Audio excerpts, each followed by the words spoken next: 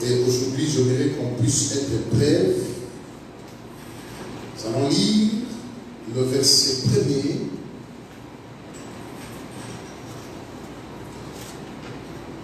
jusqu'au verset 5.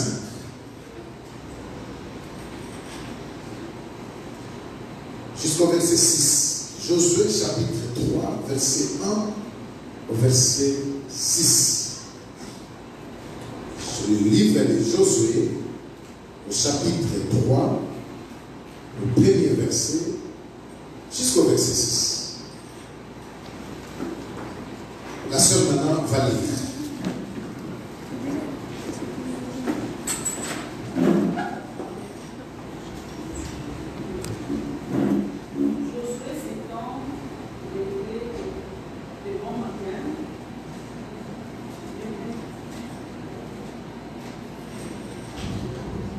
Tu n'es pas lectrice.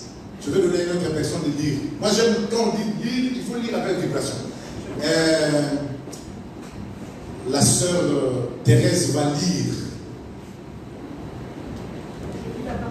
Ok, on se met debout pour honorer la parole de Dieu.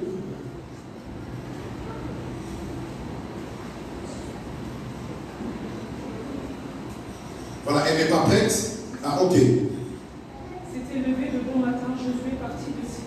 Avec tous les Israélites. Ils arrivèrent au Jourdain et passèrent la nuit là avant de la traverser. Au bout de 3 jours, les officiers parcoururent le camp et donnèrent cet ordre au peuple. Lorsque vous verrez les prêtres et les Lévites porter l'arche de l'alliance de l'Éternel, votre Dieu, vous partirez de l'endroit où vous êtes et vous la suivrez. Mais il y aura entre vous et elle une distance d'environ 1 kilomètre. N'en approchez pas, elle vous montrera le chemin que vous devez suivre, car vous n'êtes pas encore passé par ce chemin. Je vous ai dit au peuple, consacrez-vous, car demain l'Éternel accomplira des merveilles au milieu de vous. Puis je lui ai dit aux prêtres, portez l'arche de l'Alliance et passez devant le peuple. Ils portèrent l'arche de l'Alliance et marchèrent devant le peuple.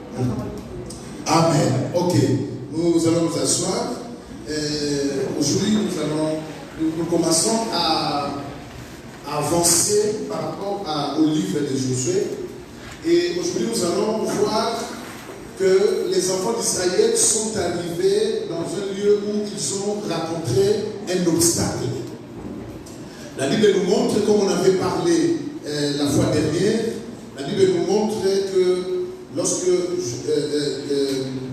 Moïse n'était plus, le Seigneur a choisi Josué. Josué qui était le serviteur de Moïse. Donc la mission de Moïse était finie et il a fallu que Josué, le serviteur de Moïse, puisse continuer cette mission. Et Moïse a marché avec le peuple durant tous les déserts et arrivé là où le peuple devait prendre la possession du pays. C'est à ce temps-là que la mission de Moïse était finie et Josué va prendre le relève. Josué était jeune à ce temps-là. Josué était jeune à ce temps. Mais Josué va conduire tout le peuple. Un peuple. Dans ce peuple, il y avait de grands. Il y avait des vieillards, il y avait de mamans, il y avait de papas, il y avait des jeunes aussi, comme Josué, et il y avait aussi des enfants. Donc il y avait toutes catégories de gens. Mais toutes ces catégories-là doivent être conduites par l'autorité ou sous l'autorité de Dieu qui avait établi à Josué. C'est ça ce que j'avais dit. Dans l'œuvre de Dieu faire, il faut comprendre que notre Dieu, c'est un Dieu des principes. Donc Dieu, c'est un Dieu de principes. Lorsqu'on fait les choses de Dieu sans connaître le principe de Dieu, on va vers l'erreur. et vers la perdition. Je me souviens encore un jour, la Bible parle de l'homme selon le cœur de Dieu, qui était David. David, c'était un homme que Dieu avait préféré à la place de Saül. David, à ce temps-là, quand il est devenu roi, David a pris toute la possession d'Israël. Mais à l'époque, l'arche de l'Éternel était encore habité encore sur la montagne et dans des tentes. Et David a résolu, parce que David aussi était un homme qui aimait beaucoup le Seigneur, il a dit que l'arche de l'Éternel ne restera pas seulement sur les montagnes. Je vais faire venir l'arche de l'Éternel pour que cette arche puisse entrer dans ma ville à Jérusalem. Donc l'initiative que David avait eue, c'était bon. Et le peuple aussi avait vu que l'initiative du roi, c'était bon. Au lieu que Dieu, qui a été représenté par l'arche de l'Éternel, puisse rester sur les montagnes, David a dit, Dieu entrera à Jérusalem. L'arche entrera à Jérusalem pour qu'on puisse commencer à adorer à Jérusalem. Mais David n'a pas respecté le principe de Dieu. Bien nommés frères et sœurs, tu peux être un bon prédicateur, tu peux être un bon modérateur, tu peux être, je ne sais pas, un bon maman, un bon papa, tu peux être un bon diacre. Mais sache-le bien, que dans l'œuvre de Dieu, Dieu marche avec selon ses principes. David, qui était un homme aimé de l'Éternel, mais ce jour-là, David va prendre l'arche de Dieu, il va ramener l'arche de Dieu de la montagne jusqu'à Jérusalem sans respecter le principe de Dieu. C'est la raison pour laquelle Dieu était fâché contre David. Parce que David n'a pas respecté le principe de Dieu. Écoutez frère, Dieu marche avec ses principes. La Bible dit, si nous allons devenir des infidèles, mais au contraire, lui restait fidèle. Et il y a la parole de Dieu qui dit, Dieu est toujours derrière sa parole pour l'accomplir. Dieu, il n'accomplit que sa parole. Dieu, il n'accomplit pas l'influence des gens. Dieu, il n'accomplit pas la philosophie des gens. Mais Dieu accomplit sa parole. Lorsqu'on s'est réunis et qu'il n'y a pas un modèle selon la parole de Dieu, on ne le fait pas pour le Seigneur. On le fait pour nous-mêmes. Et Dieu n'est pas dans cette histoire-là. Lorsqu'on s'est réunis, on devient comme une association. Dieu n'est pas là. Parce que lorsqu'on s'est réunis, c'est pour le Seigneur, c'est pour Dieu. Et il faut que le modèle de Dieu soit là. C'est pourquoi que quand David a résolu dans son cœur de faire venir l'arche de Dieu à Jérusalem, David va chercher un char qui était neuf. Et dans ce char-là, il va mettre le bœuf qui vont faire rouler le char. Et la Bible dit que ce char-là que David va chercher n'a jamais été utilisé. Parce que c'était neuf. Et pour David, David connaissait, il croyait que comme le char était neuf, Dieu sera content de ce qu'il est en train de faire. Or, Dieu n'est pas content parce que toi tu es content. Mais Dieu est content parce que lui il est content. Lorsqu'on fait selon le modèle de Dieu, c'est à ce temps-là que Dieu est content. Mais lorsqu'on fait selon nos propres modèles, Dieu n'est pas content parce qu'on a créé quelque chose, parce qu'on a fait une chose neuve, parce qu'on a bâti un temple grand, parce qu'on a beaucoup de fidèles. C'est pourquoi que Dieu est là. Non, Dieu n'est pas content parce qu'il y a beaucoup de fidèles qui viennent à l'église. Mais Dieu est content lorsque ces fidèles qui viennent à l'église, ils écoutent la parole de Dieu et ils mettent cette parole de Dieu en pratique. Dieu est content lorsque ceux qui viennent à l'église, ils adorent Dieu, mais ils n'adorent pas Dieu dans leurs lèvres, mais ils adorent Dieu dans leur cœur. Dieu est content lorsque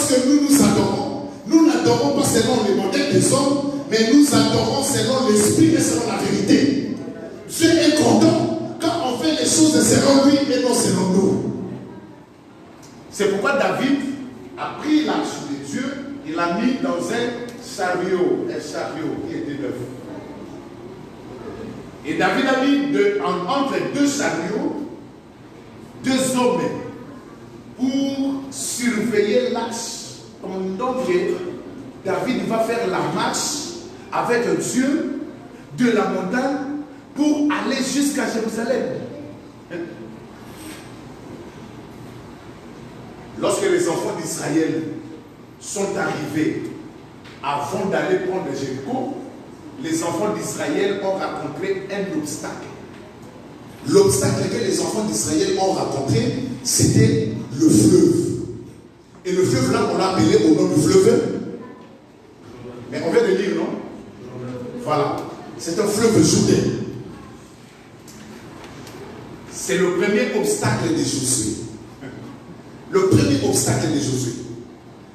Parce que je voulais ouvrir une parenthèse. Je voulais te dire comme ça. Avant que Dieu puisse t'utiliser de l'autre côté, avant que Dieu puisse te faire des choses que toi tu en as besoin, Dieu va faire d'abord venir les obstacles dans ta vie. Les obstacles dans ta vie. Ça veut dire que Dieu, avant de te donner ce que tu en as besoin, le Seigneur te fera passer par un chemin d'obstacles. Cet obstacle-là, c'est ça qui déclenchera la main puissante de Dieu afin que toi tu puisses maintenant arriver à l'accomplissement de la parole de Dieu. Donc, lorsque les enfants d'Israël voulaient traverser pour prendre Jéricho, le premier obstacle, c'était les Jourdains. Mais Israël était un peuple. Aïe, Israël était un peuple. Ça veut dire que Israël, il avait des hommes qui étaient des hommes armés. Ils avaient des femmes, leurs femmes. Ils avaient leurs enfants et ils avaient leur bétail. Mais aussi, ils avaient leurs choses. Ça veut dire qu'il y a chacun d'eux démonter sa tente lorsqu'Israël campait. Et lorsqu'Israël marchait, ils marchaient avec leur tente. Si aujourd'hui on peut dire, ça veut dire que tout Israël dans sa maison, il avait une télé, il avait sa voiture. Mais lorsqu'on parle, quand ils sont sortis de l'Égypte, ils n'ont rien laissé en Égypte. Et tout ce qu'Israël avait en Égypte, lors le temps de leur sortie, Israël était sorti avec leurs choses. Mais toutes ces choses-là, comment ils doivent traverser l'obstacle qu'on appelait les Jourdains. Et Dieu a permis d'abord à Josué, avant d'aller combattre, que Josué puisse connaître d'abord cet obstacle. Or, Josué va rencontrer cet obstacle, mais comment Josué va s'en sortir? La première des choses, Dieu, le Dieu des principes, il va parler à Josué selon ses principes. Comment Josué, les enfants d'Israël, vont marcher selon les principes de Dieu. Parce que si on fait les choses non selon les principes de Dieu, on racontera l'échec à l'épreuve qui se présente devant nous. Ça veut dire que les épreuves qui se présentent devant nous, nous sommes vainqueurs lorsque nous respectons les principes de Dieu. Regardez bien. Maintenant, la Bible dit, merci, pendant la marche de l'arche de l'Éternel, quand ils sont arrivés dans un air, le Seigneur a envoyé un vent. Le Seigneur a envoyé un vent. Un enfant doit savoir, dans toute ta marche, papa dit, il y aura toujours. Ça a précipité pour sauver l'arche de Dieu. Bien-aimé dans le Seigneur, c'est pourquoi moi j'ai dit, lorsque tu donnes la dîme, là où on ne respecte pas les principes de Dieu, lorsque tu sèmes, là où on ne respecte pas les principes de Dieu, lorsque tu donnes, là où on ne respecte pas les principes de Dieu, tu vas commencer toujours à dire à Dieu, Seigneur, je donne, mais pourquoi je donne? Et et qu'il n'y a pas de retour là-bas. Il y a un frère qui a chanté, qui a dit quand tu donnes, attention, ce n'est pas seulement ta sémence, mais aussi l'endroit où ta sémence va tomber. Est-ce qu'il y a quelqu'un qui comprend? L'endroit où tombe ta sémence. Matthieu chapitre 13. La Bible dit qu'il y a un homme qui était parti pour s'aimer. Mais il y avait une semence qui était tombée tout au long du chemin. Donc ça veut dire qu'il y a d'autres semences qui tombent tout au long du chemin. Or, tout au long du chemin, le Seigneur, c'est là où les gens marchent. Les gens vont piétiner ta semence. Voilà, il y a ça à Gethsemane, mais dans l'église, vous ne pouvez pas côté. Là où tombe ta semence. La Bible dit une autre partie de la semence était tombée dans une terre, mais qui n'était pas préparée. Parce que cette terre-là était une terre pierreuse. Donc ça veut dire que la semence est tombée. Mais lorsque la semence a commencé à donner fruit, à monter, le soleil est venu, le soleil a frappé la semence. Parce que à chaque moment que ta semence sort de la terre, il y a un obstacle qui va venir. L'obstacle vient pour prouver si réellement la chose est vraie ou la chose n'est pas vraie. C'est pourquoi que lorsque David conduisait l'arche, l'obstacle était venu pour prouver si la marche de David était vraie ou si la marche de David n'était pas vraie. Uza tenu l'arche. Uza Saraki, il n'a pas fait un mauvais geste. D'abord, David m'a mis là comme un gardien. Lorsque je vois l'arche tomber, qu'est-ce que je dois faire? Je dois précipiter. Je ne peux pas laisser que Dieu puisse tomber. Frère, tu as déjà vu quelqu'un aider Dieu de ne pas tomber. Tu as déjà vu quelqu'un aider Dieu de ne pas tomber. Non, Ouza, laisse Dieu tomber. Parce que Dieu va laisser le ciel, il va tomber sur la terre. Si toi tu empêches que le Seigneur tombe sur la terre, comment nous nous serons bénis? Bon, là, personne n'a compris. Mais, ah non, personne n'a compris. Voilà. Donc, maman, il va prendre comme dans le monde. Donc, si Ouza avait laissé Dieu tomber, Ouza ne pouvait pas mourir. Mais Ouza était mort parce que Ouza a empêché Dieu de tomber sur la terre. Hein? Or, la Bible nous dit, on a cherché quelqu'un, il n'y avait personne qui était digne. La seule personne qui était digne, c'est le même Dieu. Parmi les anges, on a cherché, il n'y a personne qui parlait. Les Michael là, ils étaient tous en train de trembler. Qui va aller sur la terre? Personne. Mais Dieu lui-même, il a dit, dans le rouleau des livres, il est question de... Il n'est pas question d'une autre personne, il est question de moi. C'est pourquoi la Bible dit, ce jour-là, Dieu a frappé Ouza de la mort.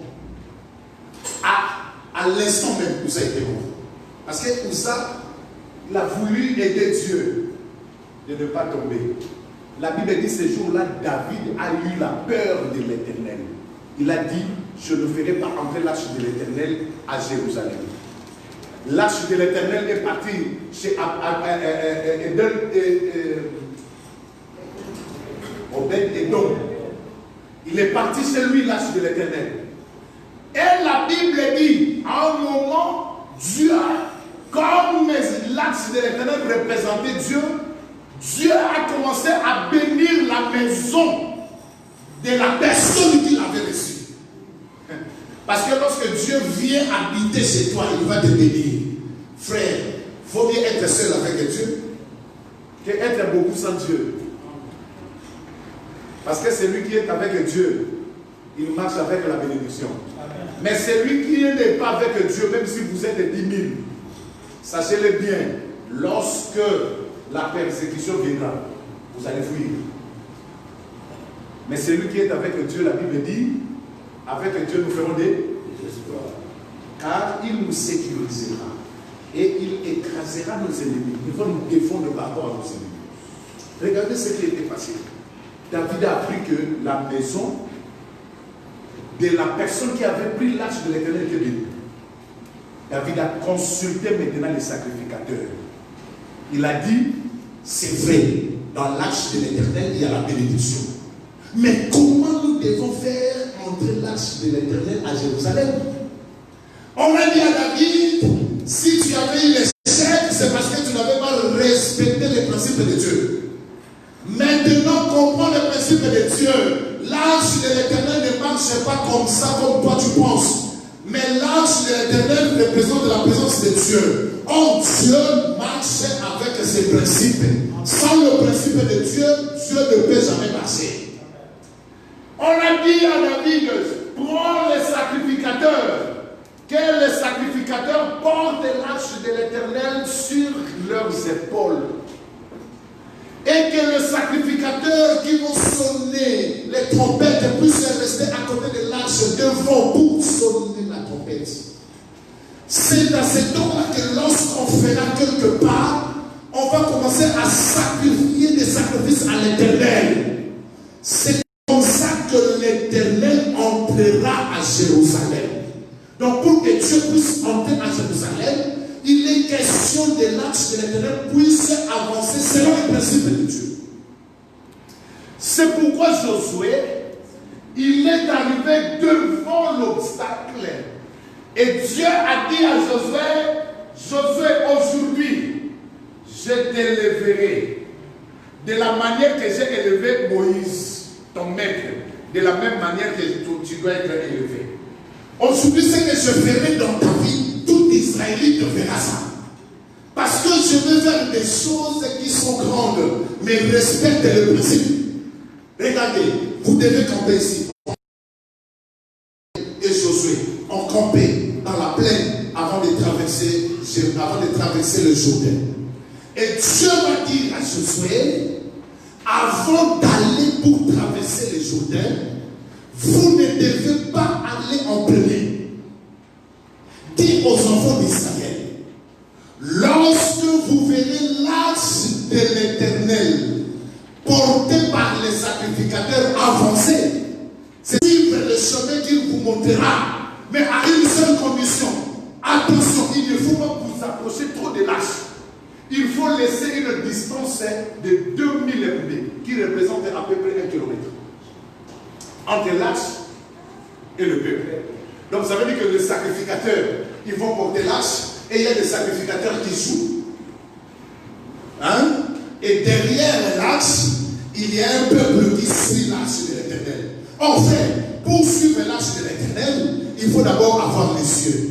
Parce que le Seigneur a dit, lorsque vous verrez l'arche de l'Éternel. Donc si vous n'avez pas les cieux, vous ne verrez pas l'arche de l'Éternel. Alléluia.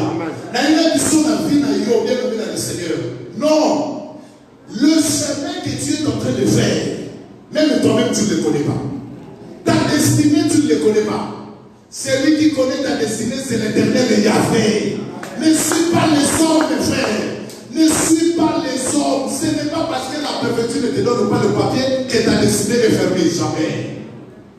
Ce n'est pas parce que tu ne vois pas la chose que tu demandes à Dieu que ta destinée est fermée. Jamais. Ce n'est pas parce que tu as fait déjà 15 ans dans le mariage et que vous n'avez pas d'enfant que ta destinée est fermée. Jamais. Parce que dans la maternité de Dieu, Dieu n'a jamais dit que les enfants sont finis.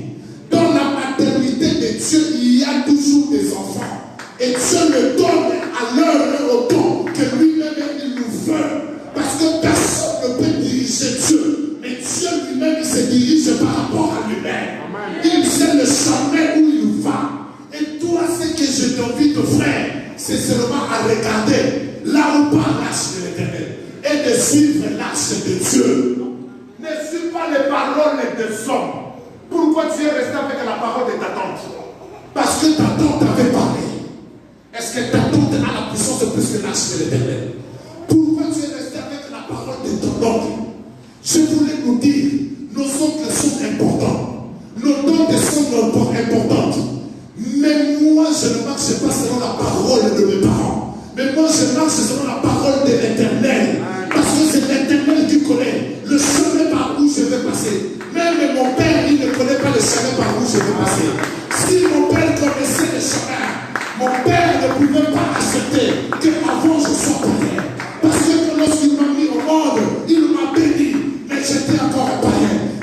Jésus de Nazareth, comme il connaissait le chemin, c'est lui qui m'a appelé afin de vivre dans le bonheur de la vie chrétienne.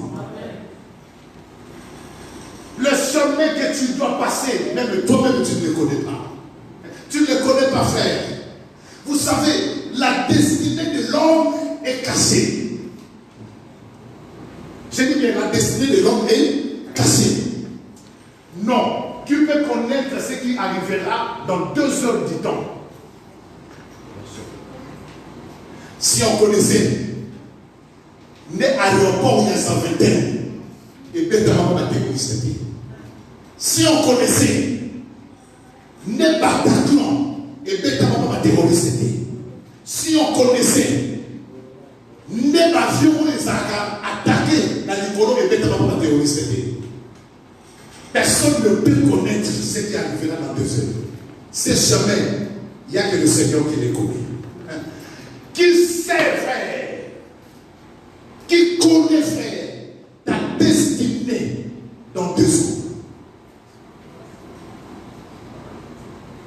Qui connaît, frère, ce que tu deviendras dans la maison? Qui connaît, frère, ce que cet enfant deviendra dans 6 ans? Qui connaît ce que moi je deviendrai dans 10 ans? Qui connaît? Si je connaissais ce que cet homme va devenir dans 20 ans, je devais m'approcher vers lui et rester son fidèle ami. Parce que je sais dans 20 ans, il sera le premier ministre de la France. Je vais rester son ami. Si je connaissais ta destinée, je vais rester ton ami. Si je connais ta destinée, je veux m'attacher à toi. Mais la destinée de l'homme est cachée. Parce qu'il n'y a que Dieu qui connaît ces chemins. Ces chemins, personne ne les connaît. Que personne ne te méprise, frères et sœurs. Que personne ne te méprise, car personne n'est le maître de ta destinée. Je le dis et je le répète. Personne n'est le maître de ta destinée. Personne n'est le maître de la destinée de tes enfants. Personne. Que personne ne méprise tes enfants. Parce que tes enfants, leur destinée est réservée et cachée devant les yeux de l'Éternel, mais pas dans les mains des hommes. Et le Seigneur a dit, ne vous précipitez pas. Attendez que l'axe puisse avancer. C'est ça le principe de Dieu. Frère, on ne va pas parce qu'on est pressé. Vous savez, par le pressé, Méphibosheth était perçu de pied. C'est par le pressé qu'il y a beaucoup de personnes qui ont raté leur destinée. C'est par le pressé. C'est parce que beaucoup d'hommes ont gâché la vie d'autres personnes, ont gâché la vie de leurs enfants, ont gâché la vie de leurs femmes. C'est par le pressé que beaucoup de femmes ont gâché la vie de leurs hommes. Par le pressé que beaucoup de gens ont perdu leur mariage. C'est par le pressé. C'est pour cela que beaucoup ont fait le mariage inutile. C'est par le pressé. Mais tu ne connais pas les chemins. Regarde l'arche de l'Éternel. Tes yeux vont être fixés à regarder l'arche de l'Éternel. C'est pas où est-ce que l'arche de l'Éternel a commencé déjà à partir ou pas. C'est par le pressé, la précipitation, que beaucoup ont commis des erreurs. Vous savez, il y a beaucoup d'erreurs qu'on commet aussi, c'est par la précipitation. Ne te précipite pas. Je voulais dire une chose. Ce qui est à toi est à toi. Ce qui n'est pas à toi ne sera jamais à toi. Alléluia. Amen. Oyo nzambe esi atangela yo. Atokinya. Combien de temps on a pris la décision? Moi, je voulais même quitter Strasbourg, la France, à 2 reprises, ma femme. Si je n'avais pas raconté cette femme, n'est dans la Strasbourg.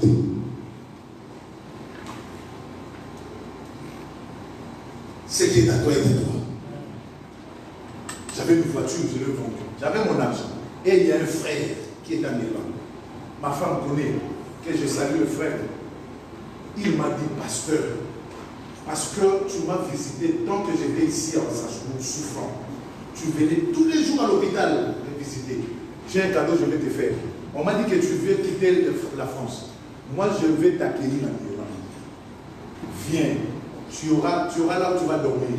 Tout, je vais faire pour toi. Mais, par contre, on m'a dit prêt, porte venir pour les fous. Bon, vous allez. Dieu m'a coincé là dans mon candidat pour la demande. Or, ce n'était pas les dons de Dieu pour sortir. Attention à la précipitation. Et puis, celui qui n'a pas bondi, c'est là où il est à tout qui vient. Mais il y aura un temps, tu vas les rencontrer. Et combien il y a si tous les jeunes, ne soyez pas pressés, ne soyez pas pressés. Vous avez une longue destinée devant vous. Faites vos études. Allez dans vos études.